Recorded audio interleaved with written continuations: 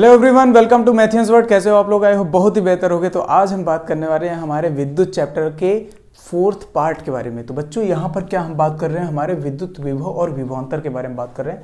तो यहाँ पर ना बहुत ही ज़्यादा इंपॉर्टेंट टॉपिक बन जाता है, क्योंकि ये पर ना इस पर मतलब क्वेश्चन बनते ही बनते हैं। तो याद रखना कि मतलब यहाँ से ना देखो, एक तो ये हो गया। देखो इस पर कुछ नहीं बनेगा तो इतना याद रखना कि इसकी परिभाषा जरूर बन जाएगी। इसकी क्या बनेगी? परिभाषा तो बहुत ज़्यादा इंपॉर्टेंट है। तो याद रखना कि विद्युत विभव और विभवांतर इन दोनों में क्या डिफरेंस होता है, जो मेन डिफरेंस होता है मैं उसके बारे में बात करने वाला हूँ आज। ठीक है, तो मेन पॉइंट यही है कि यहाँ से परिभाषा जो है आपको याद करके रखना है। ठीक, तो चलो देखो मैं समझाने वाला हूँ इसके बारे में, इसमें क्या कहता है। सामने सामने आपको लिखा हुआ है पूरा सारी चीज़ें, मैंने जितना लिखना था मैंने सारी चीज़ें लिख दी इसमें। ठीक है, आपको स्क्रीनशॉट लेना हो ले लो, या आपको नोट करना हो नोट कर लो। ठीक है, तो अब यहाँ से देखो मैं बता रहा हूँ आपको। पहली बात तो हम बात कर रहे हैं विद्युत विभव के बारे में। एक्चुअल में होता क्या है, इसको हम इंग्लिश में कहते हैं, देखो वैसे तो पोटेंशियल बोल देते हैं, लेकिन आपने नाम सुना होगा वोल्टेज का। एक्चुअल में वही है, समझ रहे हो, वही है, समझ रहे हो। तो अब देखो विद्युत विभव क्या होता है, किसी विद्युत क्षेत्र में स्थित किसी बिंदु पर विद्युत विभव अनंत से एकांक धनावेश को किसी बिंदु तक लाने में किए गए कार्य के बराबर होता है। अब ये कुछ और नहीं बच्चों, यहाँ पर देख रहे हो ना एक फॉर्मूला लिखा हुआ है, वही है। देखो किसी एकांक धनावेश को अनंत से किसी विद्युत क्षेत्र में लाने में किए गए कार्य को हम क्या कह देते हैं? वोल्टेज कह देते हैं, यानी कि पोटेंशियल बोल देते हैं या फिर विभव बोल देते हैं। ठीक है, तो अब यहाँ पर देखो मैंने एक क्षेत्र बना दिया, विद्युत क्षेत्र बना दिया, और उसके बाद हमने कह दिया कि यहाँ अनंत पर कोई आवेश रखा हुआ है, बस उसको पकड़ के उठा के यहाँ पर लाना है। ठीक है, उसको उठा के यहाँ पर लाने में जो किया गया कार्य है, जैसे कोई सामान होता है दूर कहीं आपके मतलब कहीं दूर अगर हो, उसके बाद उसको उठा के घर पे लाना हो, तो समझ लो कि एक्चुअल में वही वाली प्रॉब्लम है कि वहां से यहां तक लाने में जो मेहनत है या फिर जो कार्य आपने किया है, उसी को हम क्या कह देते हैं? विद्युत विभव। समझ में आ गया? चलो अब वही चीज हम बात करते हैं विद्युत विभवांतर के बारे में। किसी विद्युत परिपथ के दो बिंदुओं के बीच एकांक धनावेश को एक बिंदु से दूसरे बिंदु तक लाने में किए गए कार्य को विभवांतर कहते हैं। आप समझना, वहां पर तो हम कितनी दूरी से लेके जा रहे थे जी? अनंत से। कहां से? अनंत से। लेकिन यहां पर किसी एक बिंदु से दूसरे बिंदु तक, यानी कि कुछ नहीं, अगर कोई दो बिंदु ऐसे नजदीक भी है, मैंने कहा एक बिंदु यहां पर है एक बिंदु यहां पर है, तो इन यहां से उठा के यहां पर लेके जाना है, तो इसमें जो किया गया कार्य है वही हमारा क्या हो गया? विभवांतर हो गया। तो एक्चुअल में वही है, जैसे कि बैटरी के एक टर्मिनल से दूसरे टर्मिनल पर जो हमारे चार्जेस जो है मतलब फ्लो होते हैं ना, एक टर्मिनल से निकलते हैं फिर दूसरे टर्मिनल पे जाते हैं, उन पे वो जाने वाले जो कैसे जाते हैं, वो फोर्स लगा के जाते हैं ना, मतलब कोई फोर्स लगाता है उन पे, तभी वो यहाँ से वहाँ ट्रेवल करके जाते हैं। तो वही वाली कहानी है। तो अब यहाँ समझो कि वो जो फोर्स होता है एक्चुअल में उसी को हम क्या बोल देते हैं? पोटेंशियल बोल देते हैं। समझ रहे हैं? तो यहाँ समझो, कह रहा है कि किसी विद्युत परिपथ में, अब हमने परिपथ में क्या कर दिया? दो बिंदु हमने ले लिए। ठीक है, एक यहाँ पर हमने कहा Q1, मतलब यहाँ पर प्लस Q यानी कि चार्ज जो है पॉजिटिव चार्ज, यानी एकांक धनावेश या फिर एकांक आवेश एक बिंदु पर रखा है, उसको यहाँ पर ले जाने में जो किया गया कार्य है वही हमारा क्या हो जाता है?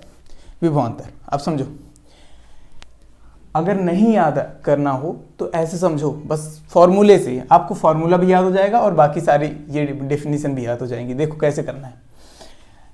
मैं कहता हूँ कि हम किस पे कार्य कर रहे हैं? आवेश पे, यानी चार्ज पे। तो हम कह सकते हैं कि किसी एकांक धन आवेश, ऐसे याद रख लो ना, किसी एकांक धनावेश या फिर किसी एकांक आवेश पर किए गए कार्य को हम क्या कह देते हैं? विभवांतर या फिर विभव। लेकिन विभव और विभवांतर में जो मेजर डिफरेंस होता है, ये डिफरेंस क्या होता है, यानी अंतर क्या होता है? केवल दूरी का। किसका? दूरी का। इनके बीच में जो दूरी होती है वो फिक्स होती है। कैसी होती है जी? इनके बीच में जो दूरी होती है वो फिक्स होती है। समझ रहे हो? यानी कि अब सर्किट तो अनंत दूरी तक लेके नहीं जाएंगे। ठीक है, वो सर्किट होगा कुछ थोड़ा दूरी तक।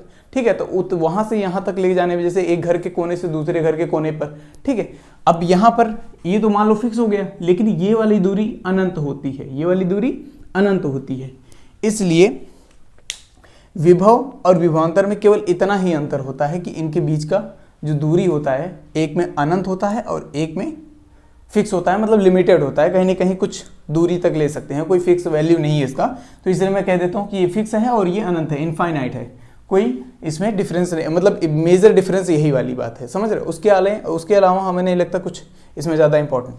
अब बहुत ज़्यादा इंपॉर्टेंट वाली अगर मैं बात कर लूँ तो केवल एक चीज़ है, इसकी यूनिट यानी कि मात्रक। देखो विभवांतर इसको हम V से डिनोट करते हैं, ठीक है, कैपिटल V से। उसके बाद हम किए गए कार्य को W से, ठीक है, यानी वर्क, और यहाँ पर Q मतलब आवेश। उसके बाद अब देखो कार्य का जो मात्रक होता है वो क्या होता है, जूल होता है। कार्य का मात्रक क्या होता है, जूल होता है, और आवेश का मात्रक कूलाम, ठीक है। तो जूल बटे कूलाम, यही हमारा क्या कहलाता है, वोल्ट। तो यहाँ तक समझ में आ गया।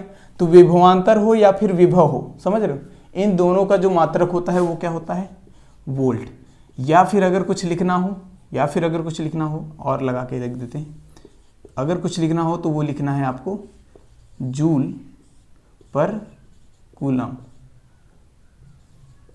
समझ में आ गया, ये बातें समझ में आ गई, कूलम, ठीक है। तो यही आपको जो है फॉर्मूला याद रखना है। क्या याद रखना है जी, फॉर्मूला याद रखना है, और ये आपको उसका मात्रक, ठीक है। अब देखो इसमें क्या होता है, थोड़ा मात्रक में भी आपको दे देगा, कभी मिली वोल्ट, माइक्रो वोल्ट, हाँ मेगा वोल्ट या फिर किलो वोल्ट। तो इनके बीच में डिफरेंस क्या होता है, ध्यान समझना। देखो मिली वोल्ट को हम क्या कहते हैं, स्मॉल m और v से डिनोट करते हैं, पहली बात तो, ठीक है। तो यहाँ पर 10⁻³ वोल्ट के बराबर होता है, ठीक है। और यहाँ पर हम माइक्रो वोल्ट की बात कर लें तो इसको म्यू से, इसे क्या बोलते हैं, म्यू बोलते हैं। ये वाला जो आप सिंबल देख रहे हैं ये इसको हम म्यू बोलते हैं, ठीक है, इसको क्या बोलते हैं, म्यू। तो ये होता है हमारे 10⁻⁻6 वोल्ट के बराबर। और यहाँ पर क्या होता है, kilo volt, kV, capital K और V, तो इसे हम बोलते हैं 10⁻³ वोल्ट। और यहाँ पर होता है मेगा वोल्ट, इसको हम कैपिटल M और V से डिनोट करते हैं, वो हमारा 10⁻6 वोल्ट हो जाता है, समझ गए। तो यहाँ पर माइनस लगा हुआ है इन दोनों में, और यहाँ पर दोनों में प्लस लगा हुआ है। तो इतनी बातें आपको समझ में आ रही होगी। चलो तो अब इसके आगे बात करते हैं, एक बढ़िया से टॉपिक पे बारे में बात करते हैं, या फिर हम बात करते हैं इस पे एक आध बेस्ड क्वेश्चन देख लेते हैं, ताकि आप लोगों को जो भी कन्फ्यूज़न हो वो दूर हो जाए, ठीक है। तो बच्चों अब हम बात कर रहे हैं आपके इंपॉर्टेंट क्वेश्चंस पे। जैसे कि इस पे हम बात कर रहे हैं कि इस पे बेस्ड एक क्वेश्चन हम लोग देख लेते हैं, ताकि आपके जो डाउट्स हों वो क्लियर हो जाए अच्छे से, ठीक है। तो चलो एक क्वेश्चन मैंने आपके स्क्रीन पर दे रखा है, तो आप लोग देखिए कि वहाँ क्वेश्चन क्या रहा है। देखो कहता है कि किसी परिपथ में विभवांतर V, मतलब विभवांतर जो है आपका 12 वोल्ट है। कितना विभवांतर जो है, हमने कहा कितना है, 12 वोल्ट आपको गिवन है, ठीक है। उसके बाद कहता है कि 2 सेकंड में वो कितने जूल ऊर्जा व्यय करता है जी, वो 2 सेकंड में, यानी कि t = 2 सेकंड ले लिया है। उसके बाद उसने कहा कि उतना ऊर्जा उसने व्यय किया। हमने कहा कि कार्य उसने किया, बिल्कुल, ये हो गया हमारा 36 जूल। यहाँ तक समझ में आ गया। तो फिर कहता है कि तो परिपथ में प्रवाहित धारा की गणना कीजिए। अब हमें आई निकालना है।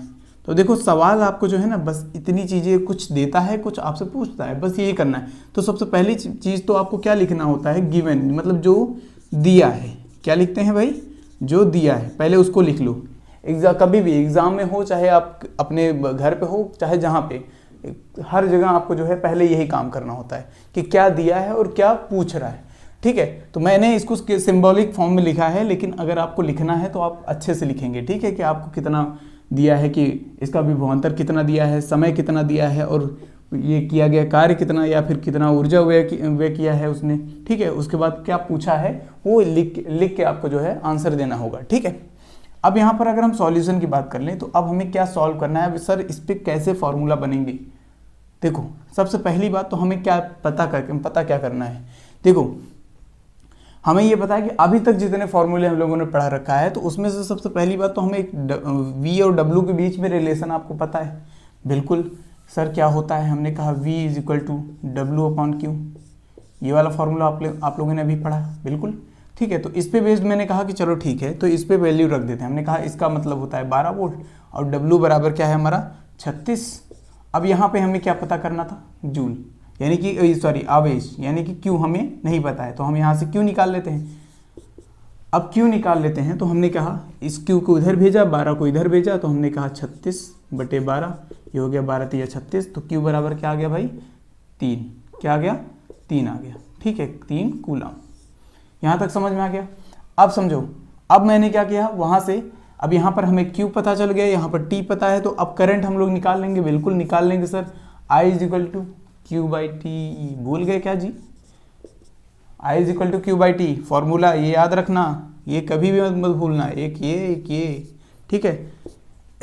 हमने कहा Q कितना है हमारा 3 और T कितना है हमारा जी 2, तो अब कितना आ गया ये 1.5 सेकेंड, सॉरी 1.5 एम्पियर, क्या एम्पियर, ठीक है। ये आपका जो है आंसर हो गया। यहाँ तक समझ में आ गया। तो अब इतना आसान सा सवाल है, आपको 1 या 2 नंबर में तो जरूर देगा भाई।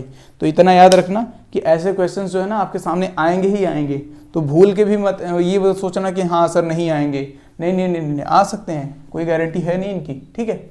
चलो, तो ये तो हो गया इस पे बेस्ड क्वेश्चन। तो अब हम बात कर रहे हैं, इसके बाद जो हमारा नेक्स्ट पॉइंट होगा वो क्या होगा हमारा ओम्स लॉ, जिसे हम कहते हैं ओम का नियम। ये बहुत ही ज़्यादा इंपॉर्टेंट होता है, क्योंकि यहाँ से आपके जो है ओम्स लॉ कई बार नहीं, मतलब हर बार पूछते हैं, ठीक है। तो अब आपको इसको मिस तो बिल्कुल नहीं।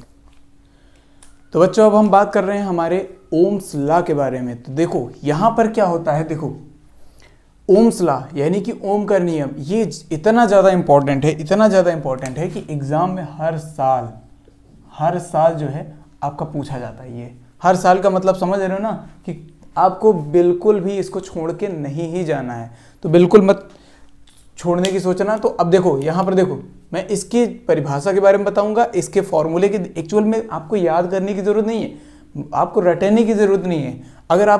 अगर मैं जो समझाऊंगा अगर उससे आप समझ जाते हो, तो मुझे पता है कि ये सारी की सारी बातें आपके सामने होंगी, और बिना आप सोचे समझे आप बड़े आराम से लिख पाओगे इसको, ठीक है। चलो देखो, मैंने कहा किसी चालक की भौतिक अवस्थाएं क्या होती हैं बेसिकली, ताप, दाब, लंबाई आदि, ठीक है। तो मतलब ये सारी की सारी चीज़ें क्या हैं, आपकी भौतिक अवस्थाएं हैं।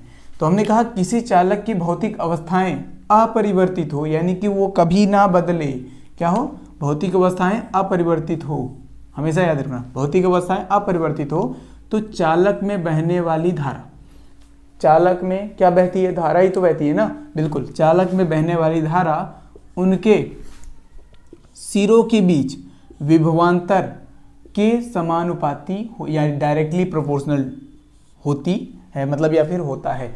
देखो अब समझना, मैंने क्या कहा, मैंने इसलिए मैंने ये वाली फिगर ना ये बनाया मैंने, ध्यान से देखो। मैंने कहा कि इनके बीच के सिर, या मतलब कि हमने कहा एंड, बिल्कुल ये दोनों एंड दिख रहे हैं ना, मैंने कहा एक तार ले लो, तार के दोनों सिरों को पकड़ो, और यहाँ पर जो वोल्टेज है वो जैसे होता नहीं कि मतलब बैटरी है, बैटरी से आप क्या करते हो, एक वोल्टेज कुछ और होता है, दूसरे टर्मिनल का वोल्टेज कुछ और होता है, ठीक है। तो हमने कहा एक टर्मिनल से दूसरे टर्मिनल पे क्या कर दिया, जोड़ दिया। तो अब हमने कहा कि एक टर्मिनल अगर हमने कहा V1 अगर ज़्यादा है तो करंट इस डायरेक्शन से इस डायरेक्शन में जाएगी, तो जो उसके बीच का विभवांतर क्या हो जाएगा V, और वो उनका डिफरेंस, यानी विभवांतर का मतलब विभव का अंतर, तो इसका जो विभव है और इसके विभव का जो अंतर होता है वही हमारा क्या हो जाता है, विभवांतर हो जाता है।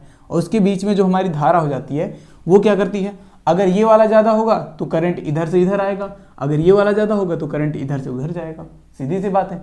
तो वो किस पे डिपेंड करता है, ये करंट किस पे डिपेंड करता है, किस पे निर्भर करता है, वो इनके बड़े मतलब ज़्यादा और कम होने के पे डिपेंड करता है, बिल्कुल। तो इसने वही बात कही है सीधे सीधे, कही कि जो चालक में बहने वाली धारा होती है उनके सिरों के बीच विभवांतर के समानुपाती होती है, यानी कि वो डायरेक्टली प्रोपोर्शनल होती है। तो मैंने कहा I directly proportional to V, पहली लाइन तो यही लिखना है आपको, ठीक है। उसके बाद अथवा में आप कर सकते हो V directly proportional to I, ठीक है, V समानुपाती I, ठीक है। उसके बाद हम इसको क्या लिख सकते हैं, अब इस प्रोपोर्शनल साइन को हमें हटाना है, ठीक है। अगर प्रोपोर्शनल साइन को हटाना है तो हमें क्या करना है, यहाँ पे कुछ नेतांक या फिर कुछ कांस्टेंट वैल्यू लेके आना है। तो हमने कहा V बराबर R इंटू आई, ठीक है, R इंटू आई यानी री से ऋषभ और R I यानी री, इतना याद रखना, ठीक है। तो V बराबर री R I। तो अब देखो यहाँ पर R क्या है, बेसिकली R को हम बोल देते हैं विद्युत प्रतिरोध, ठीक है। विद्युत प्रतिरोध, हमने प्रतिरोध केवल लिखा है, जिसको इंग्लिश में कहते हैं रजिस्टर, ठीक है, या फिर रेजिस्टेंस, रेजिस्टेंस बोल देते हैं इसे, क्या बोलते हैं, रेजिस्टेंस, ठीक है। अब सर ये रेजिस्टेंस क्या होता है, इसके बारे में मैं नेक्स्ट वीडियो में बताऊंगा, ठीक है। सारी बातें रेजिस्टेंस के बारे में A to Z मैं सारी एक एक बात मैं आपको खोल के दिखाऊंगा क्या क्या है, ठीक है। और एक्चुअल में ये रेजिस्टेंस क्या होता है, ये नियतांक होता है, कांस्टेंट होता है, यानी कि हर एक एलिमेंट लाइक जैसे मैंने कहा कोई तार है ना, तो कोई तार के लिए, जैसे तांबा के लिए कोई अलग वैल्यू होती है रेजिस्टेंस की, और हमने कहा जैसे कॉपर के लिए अलग होती है, एल्यूमिनियम के लिए अलग होती है, और सिल्वर के लिए अलग होती है, ठीक है। तो इनके लिए जो है रेजिस्टेंस का वैल्यू हमेशा सेम नहीं, मतलब सबका सेम नहीं रहता, सबका अलग अलग रहता है, ठीक है। तो उसी चीज़ को लेके इसने बोला है, उसने कहा ये जो कांस्टेंट वैल्यू है वो हमारा क्या है, V/I। तो हमने इसको क्या कर दिया, I को इधर भेज दिया और बराबर में R ले लिया, V/I is equal to R। यहाँ तक बातें समझ में आ गई। तो ये वाला फार्मूला आपको हमेशा यूज़ करना पड़ेगा, याद रखना, ये वाला या फिर ये वाला, इन दोनों फार्मूले में कोई भी एक यूज़ कर सकते हो, ठीक है। तो ये हो गई आपकी ओम्स लॉ। तो अब सर इस पर और भी बातें समझ लेते हैं, बिल्कुल समझते हैं, और सारी बातें आपको याद रखनी है, क्योंकि देखो मैं डायरेक्टली यहीं से बताऊंगा आपको, टेंशन वाली बात नहीं है, सारी की सारी बातें यहीं से दिखाऊंगा आपको, ठीक है। तो बच्चों अब हम बात कर रहे हैं हमारे ओम्स लॉ के कुछ इंपॉर्टेंट पॉइंट्स के। देखिए ये किस पे डिपेंड करते हैं, यानी कि किस पे निर्भर करते हैं, हम इसके बारे में बात करने वाले हैं। तो एक्चुअल में समझना कि यहाँ पर देखो दो तीन चीज़ों के बारे में बात हो रही है, ठीक है। पहली चीज़ तो हमारा करंट यानी कि धारा, और दूसरा चीज़ विभवांतर यानी कि V, और हमारा तीसरा है प्रतिरोध यानी कि ओम। इन तीनों के बारे में बात हो रही है। तो देखो, तो यहाँ पर विभवांतर तो हम कभी बदलेंगे नहीं, बिल्कुल विभवांतर हम कभी बदलेंगे नहीं, क्योंकि वो हमारा एक से दूसरे के बीच का अंतर होता है, एक टर्मिनल से दूसरे टर्मिनल का अंतर होता है, तो हम इसको तो बदल नहीं सकते। हाँ, अगर हम ये कह सकते हैं कि अगर हम करंट की बात कर दें, सपोज हमने कहा करंट की बात करते हैं, हमने कहा धारा की बात कर देते हैं, तो धारा कभी ज़्यादा कभी कम ये तो कर सकते हैं ना, बिल्कुल। तो अगर ये काम कर सकते हैं तो एक काम करते हैं, तो क्यों ना हम इसको थोड़ा सा बदल के देखते हैं, ठीक है। तो अब हमने क्या कहा कि हमने पहली बात तो आपको ये याद होना चाहिए कि इसका मतलब अगर मैंने कहा V = RI होता है, तो इसका आप मात्रक क्या लिखोगे, वोल्ट लिखोगे। क्या लिखोगे जी, वोल्ट लिखोगे, क्योंकि V के बराबर में है, ठीक है। अगर I के बराबर में V/R है तो यहाँ पे एम्पियर लिखोगे, बिल्कुल, क्योंकि I का है, समझ गए। और यहीं पर मैंने सारी की सारी चीज़ें बता दी कि मैंने कहा V का जो है यानी कि विभवांतर का जो मात्रक होता है क्या होता है, वोल्ट होता है। करंट का क्या होता है, एम्पियर होता है। R का होता है यानी ओम। देखो प्रतिरोध जो है अभी नया नया आया है भाई, तो सीधी सी बात है इसका मात्रक कुछ अलग होगा, वो ओम। तो ओम को कैसे करते हैं, ऐसे डिनोट करते हैं, समझ में आ गया। तो इस तरीके से आप लोग याद रखना, ठीक है। ओम, ये बात समझ में आ गया, प्रतिरोध का मात्रक होता है ये। अब देखो दूसरी बात आती है यहाँ पे, जो अब हम बात कर रहे हैं किसकी, सबसे पहले पॉइंट की, जो निर्भर करते हैं। हमने कहा किसी चालक में प्रवाहित धारा उनके सिरों पर आरोपित विभवांतर के समानुपाती होता है। ये बात आप पहले ही जानते हो, क्योंकि आपने ओम्स लॉ में यही बात समझी है कि जो हमारी धारा होती है उसमें जो प्रवाहित धारा होती है वो किसके समानुपाती होता है, V के, समझ गए। तो I directly proportional to V। तो इसका मतलब क्या होता है, इसका मतलब ये होता है, हमने कहा यदि हमने I को जो है बढ़ा दिया, सपोज हमने कहा I को जो है 2 गुना कर दिया, तो V कितना हो जाएगा, V भी 2 गुना हो जाएगा, क्योंकि समानुपाती है ना। यानी कि जितना ये बढ़ेगा, जितना I बढ़ेगा उतना ही V भी बढ़ेगा, ठीक है। तो हमने कहा कि ये क्या हो जाएगा, 2 गुना हो जाएगा। और यहीं पर अगर मैंने कह दिया, सपोज मैंने कहा अगर इसको आधा कर दिया, अगर मैंने कहा इसको आधा कर दिया, क्या कर दिया, इसको आधा कर दिया, तो ये भी कितना हो जाएगा, ये भी आधा हो जाएगा। ये बात समझ पाए, बिल्कुल। तो वही बातें आती हैं, ये बात क्लियर हुई। चलो अब दूसरी बात के बारे में बात करते हैं। हमने कहा किसी चालक में प्रवाहित धारा उसके प्रतिरोध के व्युत्क्रमानुपाती होती है, यानी कि इनवर्सली प्रोपोर्शनल होती है। क्या होती है, इनवर्सली प्रोपोर्शनल होती है। तो हमने कहा इनवर्सली प्रोपोर्शनल होती है, इसका मतलब समझना। देखो हमने कहा V प्रोपोर्शनल 1/R, इसी को हम क्या कह देते हैं, इनवर्सली प्रोपोर्शनल, समझ गए। अगर हमने डायरेक्टली प्रोपोर्शनल बोला या फिर समानुपाती बोला तो वो डायरेक्टली ऐसे लिख देना कि I directly proportional to V। अगर हमने कहा व्युत्क्रमानुपाती अगर बोल दिया, इनवर्सली प्रोपोर्शनल बोल दिया, तो हमने कहा I डायरेक्टली प्रोपोर्शनल टू मतलब 1/r, इसको क्या बोल सकते हो, इनवर्सली प्रोपोर्शनल को हम क्या बोल सकते हैं, 1, हमने कहा कि I directly proportional to 1/r, 1/r को ही हम लोग क्या बोल देते हैं बाद में, इनवर्सली प्रोपोर्शनल, अगर डायरेक्टली अगर मतलब सीधे सीधे बोलना हो तो। समझ में आ गया? तो ये बात क्लियर हुई। तो अगर यहाँ पर, अब यहाँ पर कहानी क्या बनती है, यहाँ पर कहानी ये बनती है कि अगर मैंने I को जो है बढ़ाया तो R जो है घट जाता है, इसीलिए हम इसको क्या बोलते हैं, इनवर्सली प्रोपोर्शनल, क्योंकि एक को बढ़ाएंगे तो एक घट जाएगा। ठीक है, तो यहाँ हमने क्या कहा, I को अगर हमने 2 गुना कर दिया तो तब हमारा जो R है यानी प्रतिरोध है वो क्या हो जाएगा भाई, वो आधा हो जाएगा। क्या हो जाएगा, आधा हो जाएगा। समझ में आ गया? सर नहीं समझ में आया, चलो कोई बात नहीं, हम रख के दिखा देते हैं। हमने कहा अगर I को हमने क्या किया, 2 गुना कर दिया, हमने कहा I बराबर 2, तो हमने कहा 1/r, ये हो गया। ठीक है, तो अब हमने क्या कहा, इसको इधर भेज दो, इसको इधर भेज दो, तो यहाँ पर क्या हो गया, R बराबर क्या हो गया, R डायरेक्टली प्रोपोर्शनल क्या हो गया, 1/2, 1/2। तो एक्चुअल में क्या हो गया, ये आधा हो गया है ना, आधा हुआ कि नहीं, आधा हुआ कि नहीं, बस वही कहानी है। समझ में आ गया? तो अब ये बातें, यही बातें मैं आपको जो है, ये मैं डायरेक्टली ऐसे बता सकता था, लेकिन मैंने कहा आपको लिख के बताऊं ताकि आपको ये बातें समझ में आए कि समानुपाती क्या होता है, व्युत्क्रमानुपाती क्या होता है। ये सारी एक एक चीज़ें है ना जो आपको आगे चल के प्रॉब्लम करती हैं। तो इसी चीज़ को मैं धीरे धीरे आपको सारी चीज़ें बता रहा हूँ। अब समझ में आ रहा होगा कि हाँ एक्चुअल में होता क्या है ये, समझ गए? तो यही बातें हैं ओम्स लॉ में। ठीक है, अब हम बात करते हैं, देखो हम जो है इस पे बेस्ड जो है क्वेश्चंस के बारे में बात करने से पहले मैं आपको जो है नेक्स्ट वीडियो में आपको एक बहुत ही ज़्यादा इंपॉर्टेंट टॉपिक पे बात करूँगा, प्रतिरोध। एक्चुअल में ये प्रतिरोध जो है ना बहुत ही ज़्यादा मतलब क्वेश्चंस कैरी करता है, मतलब बहुत ढेर सारे क्वेश्चंस इस पे आते हैं, समझ रहे हो? तो ये अगर इसको समझ गए तो मुझे नहीं लगता कि ये सारे के सारे जो है टर्मिनल, मतलब ये सारे के सारे जो चैप्टर है इलेक्ट्रिसिटी का, वो आप बड़े आराम से निकाल ले जाओगे, समझ गए? तो बस कोशिश करो मेरे साथ लगे रहने की। ठीक है, और इतना काफ़ी है आज के लिए। तो मिलते हैं नेक्स्ट क्लास में एक नए कॉन्सेप्ट के साथ। भाई सब्सक्राइब कर देना प्लीज़। ठीक है, thank you very much and take care.